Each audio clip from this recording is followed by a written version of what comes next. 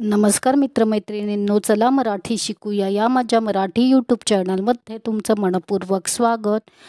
आजच्या या व्हिडिओमध्ये आपण शब्दकोड्यात अर्थपूर्ण शब्द तयार होणारा योग्य तो पर्याय निवडणार आहोत।